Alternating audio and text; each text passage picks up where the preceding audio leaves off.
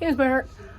Okay, so, this is my first kind of like video I've done since I've had COVID and stuff, so I've been kind of like in and out of school, so I missed a lot of time and I wasn't able to kind of like do a whole lot really for the last probably a week now. But, I'm working on doing a few things. After doing the midpoint presentation, I have a few things to look into. So right now I'm actually looking into the temperature probe, and I believe I sent you a message today talking about like what I was going to do with it. So yesterday I made a lot of headway, so I reconnected the Tentacle T3 just to see if it would work. And what I'm wondering if it is an issue with the Tentacle T3 or it's an issue with the probe, because it does actually register that it's there. Like the system registers that the temperature circuit is connected and everything, but when I have the probe connected and it's taking readings, it doesn't actually change the temperature. It just stays at that 100. So I'm wondering, what I'm doing right now is I'm just going to put a different circuit that I know works on the onto the T3. So you can see I have the green one here, which is for the electrical conductivity.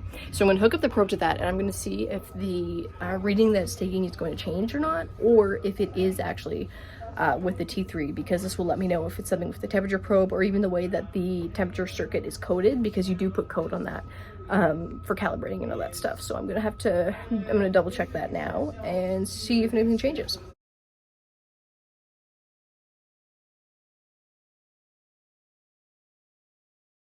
Alrighty, so after looking at what just happened, that time lapse, it seems to be that it is something with the circuit, because I had the electrical conductivity connected to this probe here, and it was giving me the same readings as it was the first time. So if you take a look on the readings here, this is the same reading, which would be the 00 for the electrical conductivity, which is the correct reading for the baseline reading.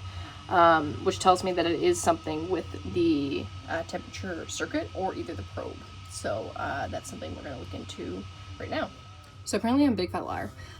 If you look at the readings here, that third number you see, so after the 23.45, 3.99, and the 4.0, that is the reading from the electrical conductivity, and I actually have it in this water right here. And I reconnected the circuit to the Tentacle Shield baseboard there, with the probe attached, and it is taking the readings. So I'm a big fat liar, and it is actually the T3 Tentacle Shield. So that means I have to either figure out a different way to hook that up, or look into what you recommended, which was the separate system type of thing. So you can see here that I contacted White Box Labs. This is the guy that I apparently have sent my email to.